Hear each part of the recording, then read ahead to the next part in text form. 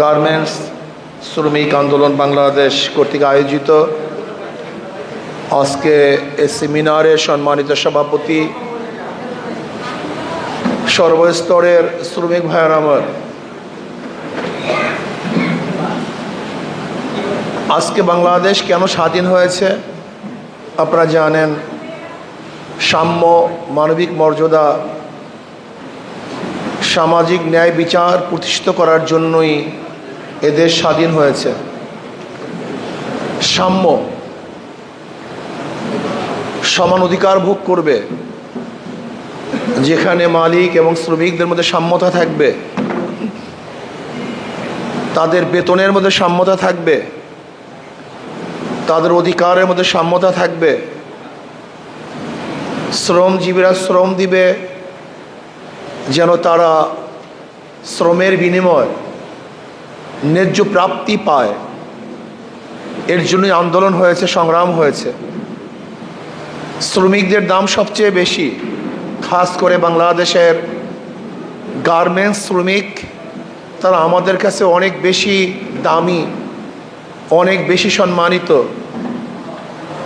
অনেক বেশি গুরুত্বপূর্ণ। এর কারণটা কি? রেমিটেন্সের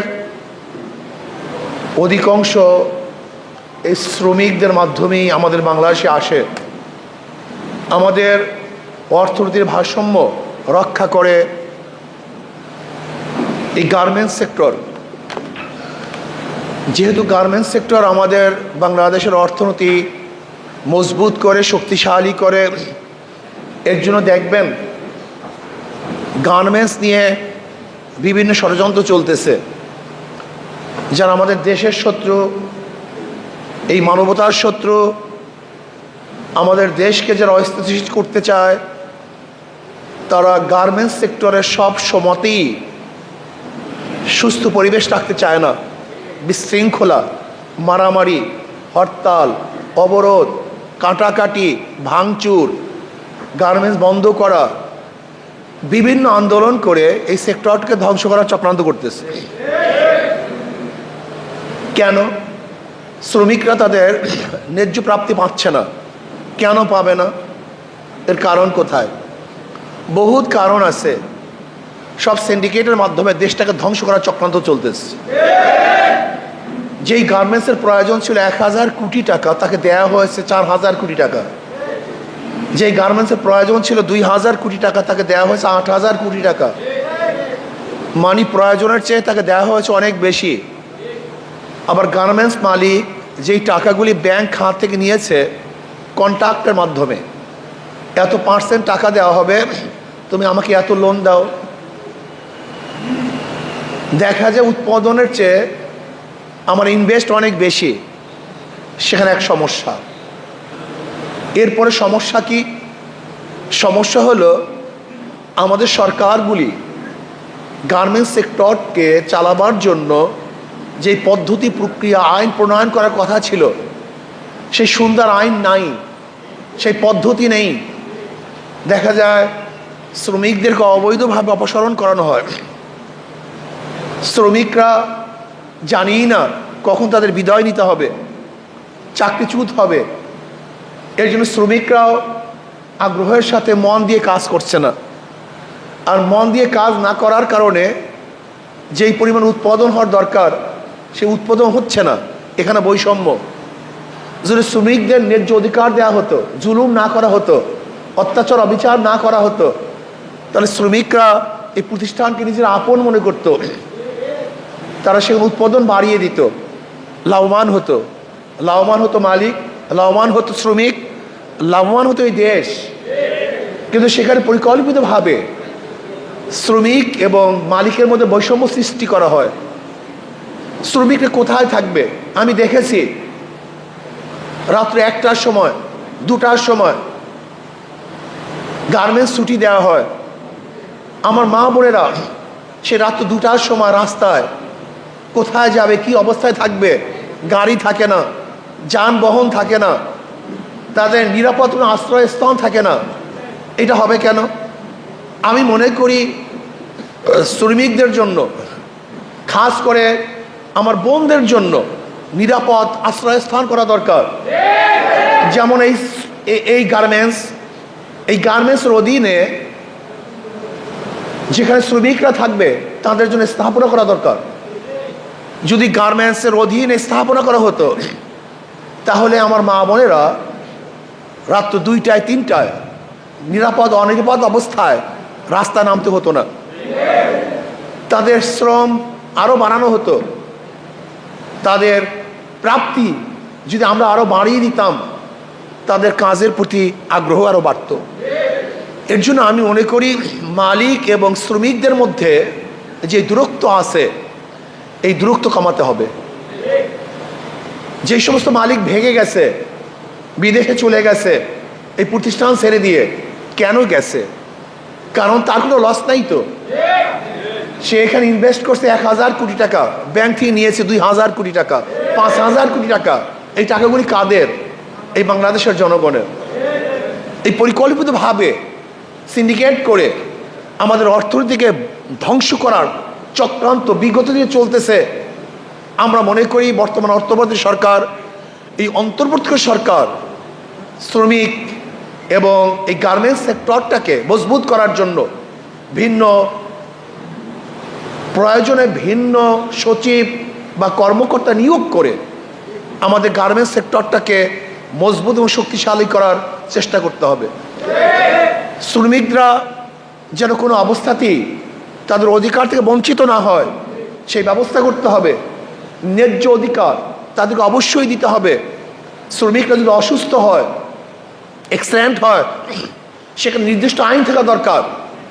যদি শ্রমিকরা এই কাজ করতে গিয়ে অ্যাক্সিডেন্ট হয় বা অন্য কিছু হয়ে যায় তাহলে তাকে কি দেওয়া হবে সেটা নির্দিষ্ট আইন থাকা দরকার আছে। আজকে গার্মেন্টস সেক্টর থেকে আমাদের বাংলাদেশে অনেক রেমিটেন্স আসে। এর জন্য আমাদের দেশের শত্রুরা এই গার্মেন্টস সেক্টরকে ধ্বংস করার চক্রান্ত করতেছে। দেখেন আমাদের রপ্তানিযোগ্য কি কি সম্পদ আমাদের দেশে আছে। এখানে শ্রমিকদের গার্মেন্টসের পণ্যগুলি আমরা বিদেশে রপ্তানি করি। চামড়া খাত, আমরা চামড়া খাত থেকে বিশাল এক রেমিটেন্স আয় করতে পারতাম, কিন্তু আমরা কি দেখলাম? পরিকল্পিতভাবে আমাদের চামড়া খাতকে ধ্বংস করা হচ্ছে। আমরা কিন্তু সরাসরি বিদেশে চামড়া বিক্রি করতে পারি না। ইউরোপের মধ্যে কিন্তু আমরা চামড়া বিক্রি করতে পারি না। ভারত হয়ে, ভারতের মাধ্যমে তারপরে আমাদেরকে চামড়া বিক্রি করতে হয়। সেখানে সরকার কিন্তু ব্যর্থ। আমি কালকেও হাজারীবাগ মাহফিল করেছি, সেখানে ট্যানারির অনেক মালিকদের সাথে আলোচনা করেছি। তারা বলেছে যে আমাদের বাংলাদেশের আইনের কারণে এবং বাংলাদেশের নিয়মের কারণে আমরা গোটা দুনিয়ার মধ্যে সরাসরি চামড়া বিক্রি করতে পারি না। এখানে সরকারের ব্যর্থতা, বিগত সরকারগুলোর ব্যর্থতা। রপ্তানিযোগ্য আমাদের ছিল পাট, আজকে সেই শিল্প ধ্বংস হয়ে গেছে। আমরাও আজকে পাট রপ্তানি করতে পারছি না। যেখানে এখন সবচেয়ে বেশি রপ্তানিযোগ্য আমাদের মাল উৎপাদন হয় গার্মেন্টস থেকে, সেই গার্মেন্টসকেও ধ্বংস করার চক্রান্ত চলতেছে। আমরা অন্তর্বর্তীকালীন সরকারকে অনুরোধ করব, গার্মেন্টসের প্রতি আপনি খেয়াল দেন, মনোযোগী হন। গার্মেন্টসের মধ্যে যেই সমস্ত ঝামেলা চলতেছে, শ্রমিকরা যেই দাবি দাওয়া নিয়ে, ন্যায্য দাবি দাওয়া নিয়ে যে আন্দোলন করেছে, অবশ্যই শ্রমিকদের ন্যায্য দাবি দাওয়া অবশ্যই আদায় করতে হবে, অবশ্যই দিতে হবে তাদের প্রাপ্তি। এটা আমরা আশা করব। এরপর আসুন, আজকে ভারত আমাদের হাই কমিশনের উপর আক্রমণ করেছে। ভারত আমাদের পতাকাকে অপমান করেছে। হাই কমিশনের উপরে তারা চড়াও হয়েছে, সেখানের মানুষদেরকে আহত করেছে। ভারত কি চায়? পায়ে পাড়া দিয়ে আমাদের সাথে যুদ্ধ করতে চায়, আমাদের আক্রমণ করতে চায়। ভারত আমাদের কেমন বন্ধু আমরা ইতিমধ্যে দেখে ফেলেছি। আসলে ভারত তো আমাদের বন্ধু নয়, বন্ধুত্বের পরিচয় দিতে পারে নাই। আজকে মমতা ব্যানার্জি যে বক্তব্য দিয়েছেন, এটা বন্ধুত্ব কোনো বক্তব্য হতে পারে না। এটা মনে হয় আমাদের শত্রুতার বক্তব্য দিয়েছেন। আজকে লোকসভায় যে বারবার বাংলাদেশ নিয়ে আলোচনা উঠছে, এটা বন্ধুত্বের পরিচয় নয়, শত্রুতার পরিচয় দিয়েছে। আজকে ইসকন কিন্তু আমি মনে করি এটা ধর্মীয় কোনো হিন্দুদের কোনো প্রতিষ্ঠান নয়, এটা হলো সন্ত্রাসীদের প্রতিষ্ঠান। এদেশের হাজারো হিন্দুরা দেশ প্রেমিক, তারা দেশ, এই মাটি ও মানুষের কথা বলে, তারা এই দেশ নিয়ে ভাবনা করে, এই দেশের উন্নয়নের চেষ্টা করে। কিন্তু ইসকন কিন্তু এই দেশ নিয়ে চিন্তা করে না, বরং দেশকে অস্থিতিশীল করার চক্রান্ত করে। যদি ইসকনের সদস্যরা বাংলাদেশের নাগরিকই হয়, তাহলে তারা কেন দাবি জানাবে যে ভারতকে হস্তক্ষেপ করতে হবে, ভারত হস্তক্ষেপ করে এটা সমাধান করবে? কেন আমাদের দেশে কোর্ট নাই? আমাদের দেশ কি হাইকোর্ট নাই, সুপ্রিম কোর্ট নাই? তাহলে আপনি কেন আমাদের সঙ্গে নির্ভর করছেন না? আমাদের দেশের বিচারের উপর আপনি কেন নির্ভর করছেন না? তার মানে আপনি আপনাকে এই দেশের নাগরিক মনে করেন না। আপনি হয়তো বা কোনো দেশের এজেন্ডা পালন করার জন্য চেষ্টা করতেছেন, কোনো দেশের এজেন্ডা বাস্তবায়নের ষড়যন্ত্র করতেছেন। আমি ইসকনকে বলবো, আপনি যে ষড়যন্ত্র করতেছেন, বাংলাদেশের জনগণ বারবার হাজারো ষড়যন্ত্র রুখে দিয়েছে, নস্যাৎ করেছে। ব্রিটিশরা ষড়যন্ত্র করে টিকতে পারে নাই, পাকিস্তানেও টিকতে পারে নাই, ফ্যাসিস্টরাও টিকতে পারে নাই। আপনি যে ষড়যন্ত্র করতেছেন, বাংলাদেশের জনগণ ঐক্যবদ্ধ হয়ে আপনার সমস্ত ষড়যন্ত্রকে ধ্বংস করে ফেলবে ইনশাআল্লাহ। প্রিয় ভাইয়েরা আমার, আজকে বাংলাদেশ নিয়ে ভারতের বক্তব্য স্পষ্ট আন্তর্জাতিক আইনের পরিপন্থী। ভারতের বক্তব্য এটা আন্তর্জাতিক আইনের লঙ্ঘন। ভারত আমাদের উপরে যুদ্ধ চাপিয়ে দেওয়ার ষড়যন্ত্র করতেছে, স্পষ্ট হুমকি দিচ্ছে। আমি ভারতকে বলবো, আপনি ভেবেছেন কি যে আপনাদেরকে ভয় পাই? বাংলাদেশের মানুষ ব্রিটিশকে ভয় পায় নাই, পশ্চিম পাকিস্তানের কামান এবং ট্যাঙ্কে ভয় পায় নাই। আর বাংলাদেশের মানুষ ভারতকে ভয় পাবে? থোড়াই কি আর করে? কোনোদিন না। আমরা ভারতকে থোড়াই কি আর করি? আমরা কোনোদিন ভয় পাই নাই, পাবো না। যদি আপনি ফারদার আমাদের দেশের বিরুদ্ধে ষড়যন্ত্র করেন, বহুত কিছু করেছেন, আপনার 5-8টা গোলামকে বাংলাদেশের নেতৃত্বে বসিয়েছেন, এই বক্তব্য আমার না, আপনাদের দেশের সাংবাদিকরা বক্তব্য দিয়েছে যে আমাদের দাসী যদি আমাদের কাছে চলে আসে, সে দাসী শব্দ ব্যবহার করেছে, গোলাম শব্দ ব্যবহার করেছে, কর্মচারী শব্দ ব্যবহার করেছে। ফ্যাসিস্ট সরকার তো বাংলাদেশের সরকার ছিল না, এটা ভারতের 5-8টা গোলাম ছিল। অথচ ভারতের উচিত ছিল এই দেশের সাথে সম্পর্ক করা, এই জনগণের সাথে সম্পর্ক করা। কোনো দল বা কোনো ব্যক্তির সাথে সম্পর্ক নয়, দেশের সাথে দেশের সম্পর্ক থাকবে, দেশের সাথে জনগণের সম্পর্ক থাকবে। কিন্তু না, আমরা কি দেখেছি? ভারত বাংলাদেশের সাথে সম্পর্ক করে নেই, এই জাতি এই মানুষের সাথে সম্পর্ক করে নেই। ভারত নির্দিষ্ট একটা দল এবং নির্দিষ্ট ব্যক্তির সাথে সম্পর্ক করেছে। আর লেন্দুব দর্জির মতো এই সিকিমের মতো দেশকে ভারতের কাছে তুলে দেওয়ার যতগুলি ষড়যন্ত্র, সমস্ত ষড়যন্ত্রই বাস্তবায়ন করেছিল, কিন্তু বাংলাদেশের জনগণের চাপের কারণে, আন্দোলনের কারণে ব্যর্থ হয়েছে। নৌবন্দরের অবস্থা কি আপনি কি দেখেছেন? কি আইন করেছে? এই আইন করেছিল যে ভারতের কোনো জাহাজ যদি নৌবন্দরে আসে, বাংলাদেশের নৌবন্দরে, তাহলে যদি বাংলাদেশে কোনো জাহাজ সেখানে মাল খালাস করে, তাহলে ওই অবস্থায় ঘাট খালি করে ভারতের জাহাজকে, সেখানে জাহাজকে মাল খালি করার জন্য দিতে হবে।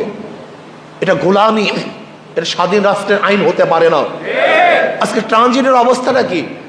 আমাদের বুকের উপর থেকে নির্বিঘ্নে ভারত যাবে, আর আমরা সামান্য অল্প কিছু রাস্তা পাবো না। এইটা বৈষম্য, এটা গোলামি চুক্তি হয়, এটা দেশ টু দেশ চুক্তি হতে পারে না। কাজে ভারতকে স্পষ্ট বলবো, আমরা ঐক্য, আমরা সবাই ঐক্য, জাতীয় ঐক্য। আমাদের দেশের বিরুদ্ধে কেউ যদি ষড়যন্ত্র করে, এই দেশকে ধ্বংস করার চক্রান্ত করে, তাহলে আমরা সেখানে কেউ বিচ্ছিন্ন থাকবো না। আমরা জাতীয় ঐক্য করে সম্মিলিতভাবে সেই ষড়যন্ত্র মোকাবেলা করবে ইনশাআল্লাহ। বিগত দিনে করেছি, এখনো করব, ভবিষ্যতে ইনশাআল্লাহ সবাই ঐক্যবদ্ধভাবে সমস্ত ষড়যন্ত্রকে রুখে দেবে ইনশাআল্লাহ। আমি ভারতকে বলবো, বাংলাদেশের দিকে চক্ষু তুলবেন না, আঙ্গুল উঠাবেন না, জোরে কথা বলবেন না। যদি আঙ্গুল উঠাতে চান তাহলে আঙ্গুল হাতে রাখবো না। যদি চক্ষু উঠাতে চান ওই চক্ষু শরীরের মধ্যে থাকবে না। যদি আপনি আপনার জবানকে দারাজ করেন, বাংলাদেশের বিরুদ্ধে উঁচু কণ্ঠে কথা বলেন, তাহলে বাংলাদেশের জনগণ আপনার কণ্ঠকেও চেপে ধরবে। তারা না খেয়ে থাকতে পারে, গোলামি করতে পারে না। বাঘ 1000 বছর না খেলেও ঘাস খায় না। বাংলাদেশের মানুষ না খেয়ে থাকলেও, বস্ত্রহীন থাকলেও গোলামি করতে পারে না। আমরা স্বাধীন থাকতে চাই। এই স্বাধীনতার জন্য বারবার আন্দোলন করেছি, এই স্বাধীনতার জন্য বারবার রক্ত দিয়েছি, এই স্বাধীনতার জন্য বারবার জীবন দিয়েছি। কিন্তু গোলামির জিন্দেগি আমরা কোনোদিন কবুল করি নাই, করবো না ইনশাআল্লাহ। কাজে আসুন, গার্মেন্টস শ্রমিকদের অধিকার দিতে হবে, গার্মেন্টস সেক্টরকে শক্তিশালী করতে হবে, আমাদের রপ্তানি পণ্য আরও বেশি বেশি উৎপাদন করতে হবে। এই দেশ নিয়ে ষড়যন্ত্র করতে তাদের মোকাবেলা করতে হবে, দেশকে সমৃদ্ধভাবে গড়ার চেষ্টা করতে হবে। আল্লাহ আমাকে এবং আমাদের সবাইকে দেশ, ইসলাম এবং মানবতা নিয়ে কাজ করার তৌফিক দান করেন।